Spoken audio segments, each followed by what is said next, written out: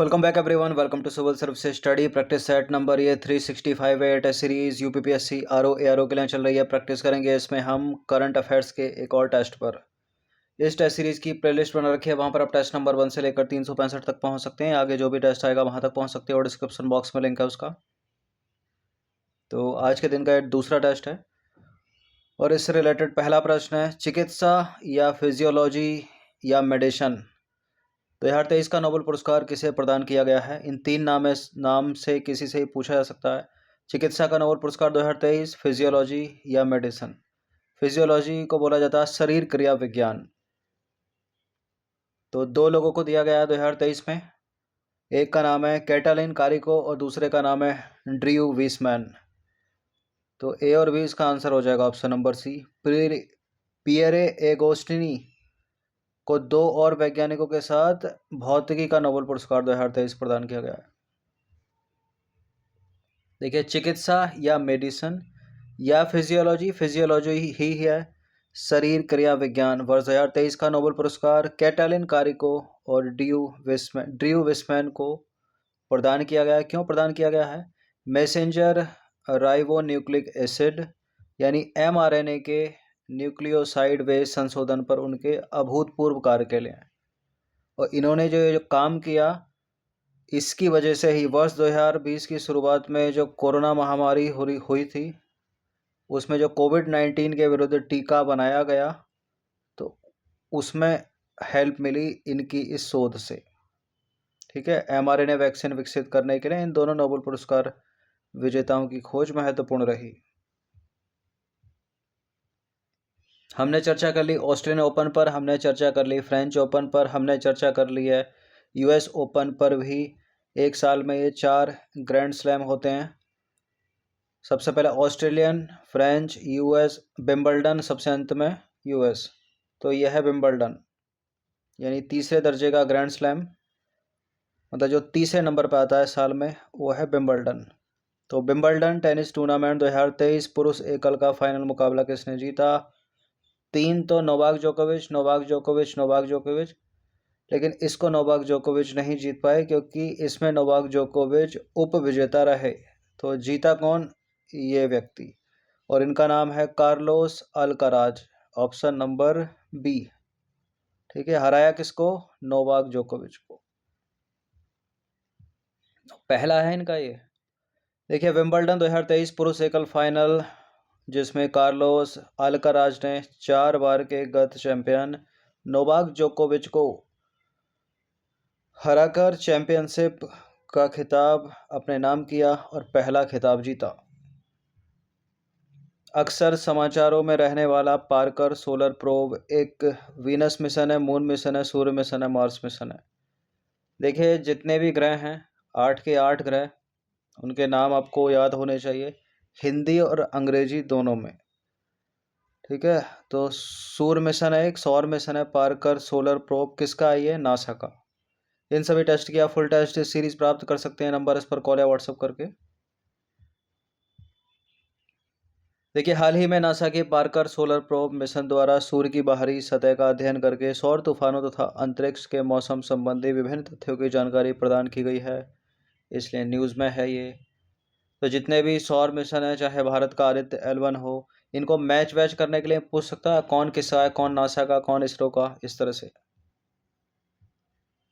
Number 4 पर आ जाइए। निम्नलिखित में से कौन रसायन विज्ञान 2023 के नोबेल पुरस्कार का प्राप्तकर्ता नहीं है, पूछ रहा है।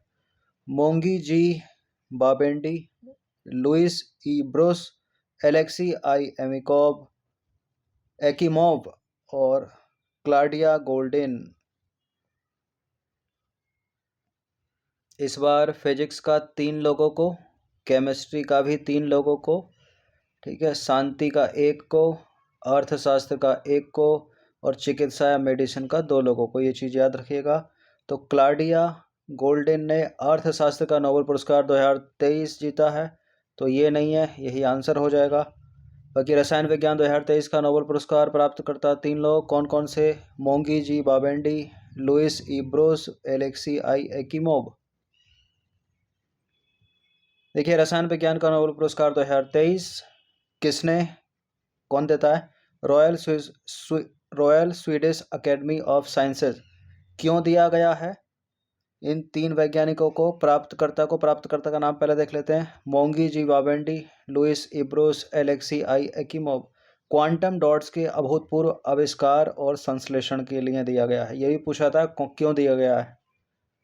बाकी ऑप्शन नंबर 4 में क्लाउडिया गोल्डिन को अर्थशास्त्र के नोबेल पुरस्कार से सम्मानित किया गया है, तो वही आंसर हो जाएगा।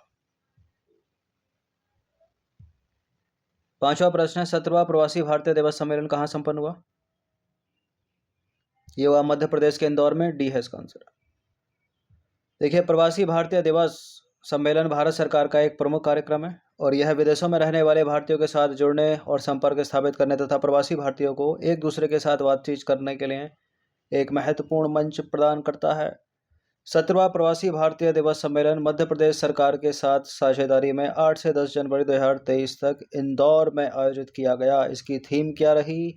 प्रवासी अमृतकाल में भारत की प्रगति में विश्वसनीय भागीदार। 2 चीज़ और इम्पोर्टेंट है यहाँ पर, एक है मुख्य अतिथि और दूसरे का नाम विशेष सम्मानित अतिथि। तो मुख्य अतिथि कौन था? डॉक्टर मोहम्मद इरफान अली। कौन है ये? गुयाना सहकारी गणराज्य के राष्ट्रपति हैं। और विशेष सम्मानित अतिथि कौन रहे? श्री चंद्रिका प्रसाद संतोखी। कौन है ये? सूरीनाम गणराज्य के माननीय राष्ट्रपति। पूछे जाने की सबसे ज़्यादा संभावना इसी की रहती है। क्वेश्चन नंबर 6, भारत की पहली बुलेट ट्रेन कहाँ से कहाँ तक चलेगी? वर्ष 2026 तक इसको चलने का अनुमान है और ये चलेगी अहमदाबाद और मुंबई के बीच। तो भारत की पहली बुलेट ट्रेन अहमदाबाद और मुंबई के बीच चलेगी। इस ट्रेन को जापान की मदद से तैयार किया गया है। इस अत्याधुनिक ट्रेन की मदद से अहमदाबाद से मुंबई की दूरी महज 2 घंटे 7 मिनट में तय की जाएगी। क्वेश्चन नंबर 7 पर आ जाइए। किससे भारत का पहला पूर्ण रूप से ई शासित राज्य घोषित किया गया है? ये केरल है। तो केरल के मुख्यमंत्री पिनराई विजयन ने 25 मई 2023 को राज्य को यानी केरल राज्य को भारत का पहला ई शासित राज्य घोषित किया। क्वेश्चन नंबर 8 पर आ जाइए। हाल ही में 5 राज्यों में विधानसभा चुनाव संपन्न हुए, निम्नलिखित में से कौन सा राज्य उसमें शामिल नहीं है? पूछ रहा है। राजस्थान है, तेलंगाना है, मध्य प्रदेश है, मणिपुर नहीं है, मिजोरम है इसकी जगह। तो हाल ही में 5 राज्यों में विधानसभा चुनाव संपन्न हुए, मिजोरम, छत्तीसगढ़, मध्य प्रदेश, राजस्थान और तेलंगाना। क्वेश्चन नंबर 9 पर आ जाइए। हाल ही में समाचारों में रहा लंपी त्वचा रोग यानी LSD एक डैश है जो मवेशियों और भैंसों को प्रभावित करता है। मतलब एक जीवाणु रोग है, कवक रोग है, विषाणु रोग है, इनमें से कोई नहीं। देखिए यहाँ आ जाएगा एक विषाणु रोग। ठीक है, तो लंपी त्वचा रोग एक विषाणु रोग है जो मवेशी और भैंसों को प्रभावित करता है और यह गांठदार त्वचा रोग वायरस के कारण होता है और उस वायरस का नाम क्या है? पॉक्सीविरिडे परिवार का सदस्य है वो वायरस। 10वां प्रश्न है, निम्नलिखित देशों पर विचार करेंगे। मिस्र, जिबूती, जॉर्डन, इरिट्रिया, टर्की। उपरोक्त में से कितने देशों की सीमा लाल सागर से लगती है? रेड सी लाल सागर के साथ सीमा बनाता है कौन कौन? मिस्र बनाता है, इजिप्ट, जिबूती बनाता है और इरिट्रिया बनाता है। टर्की और जॉर्डन नहीं बनाता। तो जहाँ जहाँ 3 है और 5 है उसको एलिमिनेट कर दीजिए। तो 1, 2, 4। देखिए, लाल सागर अफ्रीका और एशिया के बीच हिंद महासागर का प्रवेश द्वार है और दुनिया में सबसे अधिक खारे जल निकायों में से एक है। लाल सागर की सीमा 6 देशों अर्थात मिस्र, सऊदी अरब, यमन, सूडान, इरिट्रिया और जिबूती से लगती है। लाल सागर एक महत्वपूर्ण शिपिंग मार्ग भूमध्य सागर को हिंद महासागर से जोड़ता है।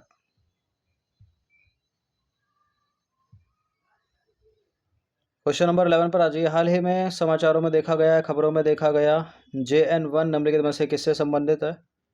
कोविड-19 का एक उप संस्करण है। हेपेटाइटिस बी टीके के लिए शनि का उपग्रह है एक नया खोजा गया नैनोकण JN.1। यह कोविड-19 का एक उप संस्करण है। देखिए, केरल में कोविड-19 के JN1 उप संस्करण का पता चलने से कई प्रतिक्रियाएं और चिंताएं पैदा हो गई हैं। JN1 उप संस्करण जो वर्तमान में अमेरिका और चीन में फैल रहा है, उसकी पहचान केरल में इंसाकोग यानी भारतीय सार्स कोव 2 जीनोमिक्स कंसोर्टियम द्वारा नियमित निगरानी के माध्यम से की गई थी और JN.1 VA.2.86 वेरिएंट से विकसित हुआ है और इसे पहली बार सितंबर 2023 में संयुक्त राज्य अमेरिका में पहचाना गया था, यानी 2-3 महीने पहले।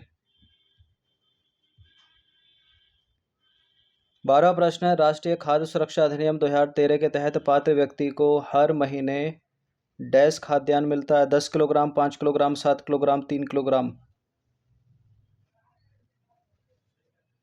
5 किलोग्राम, ऑप्शन नंबर बी। देखिए, राष्ट्रीय खाद्य सुरक्षा अधिनियम 2013 पात्र व्यक्तियों को रियायती मूल्य पर प्रति व्यक्ति प्रति महीने 5 किलोग्राम खाद्यान्न मिलता है और यह अधिनियम महिलाओं और बच्चों के लिए पोषण संबंधी सहायता को प्राथमिकता देता है। यह अधिनियम कम से कम 6,000 रुपये का मातृत्व लाभ और 14 साल तक के बच्चों के लिए पौष्टिक भोजन का प्रावधान करता है। हालांकि लाभ केवल 2 बच्चों तक सीमित है। ठीक है, 2 बच्चे होने चाहिए, तीसरा होगा तो उसको लाभ नहीं। एक बाउंड करता है ये परिवार नियोजन के लिए। नंबर 13 पर आ जाइए। निम्नलिखित जल निकायों पर विचार कीजिए। फारस की खाड़ी, अदन की खाड़ी, अरब सागर, हॉर्मुज़ जल, डमरू मध्य, लाल सागर। उपरोक्त जल निकायों में से कौन ओमान के साथ सीमा साझी करता है? ओमान के साथ सीमा साझी करता है फारस की खाड़ी, अरब सागर, हॉर्मुज़ जल, डमरू मध्य। लाल सागर नहीं है, अदन की खाड़ी नहीं है, तो जहाँ जहाँ 2 और 5 है उसको एलिमिनेट कर दीजिए। इसका आंसर हो जाएगा 1, 3, 4। तो फारस की खाड़ी ओमान के उत्तर पश्चिम में अवस्थित है, जो ओमान के साथ सीमा साझी करती है। अदन की खाड़ी ओमान के दक्षिण पूर्व में अवस्थित है, यह ओमान के साथ सीमा साझी नहीं करता। अरब सागर की बात करें तो अरब सागर ओमान के दक्षिण पश्चिम में अवस्थित है, ओमान के साथ सीमा बनाता है। हॉर्मुज़ जल, डमरू मध्य की बात करें तो ओमान के उत्तर पूर्व में अवस्थित है, ओमान के साथ सीमा बनाता है। लाल सागर ओमान के उत्तर पश्चिम में अवस्थित है, ओमान के साथ सीमा नहीं बनाता। क्वेश्चन नंबर 14 पर आ जाइए। भारत की सबसे बड़ी अंतर्देशीय नमक झील कहाँ स्थित है? चिल्का तो नहीं है उड़ीसा की, खारे पानी की? इसका आंसर हो जाएगा राजस्थान, अंतर्देशीय नमक झील। देखिए, भारत की सबसे बड़ी अंतर्देशीय नमक झील सांबर झील जो है राजस्थान के जयपुर जिले के सांभर लेक टाउन में। क्वेश्चन नंबर 15 पर आ जाइए। क्वेश्चन नंबर 15 है, बाराकूडा जिसे हाल ही में समाचारों में देखा गया था, क्या है? गहरे समुद्र का मूंगा, एक ट्राइसिक युग का डायनासोर, भारत की सबसे तेज सौर इलेक्ट्रिक नाव, ओलिव रिडले कछुए का सामूहिक रूप से अंडा देना। बाराकूडा एक मछली के नाम पर ये एक नाव है भारत की। ठीक है, सौर इलेक्ट्रिक नाव सबसे तेज, बी है इसका आंसर।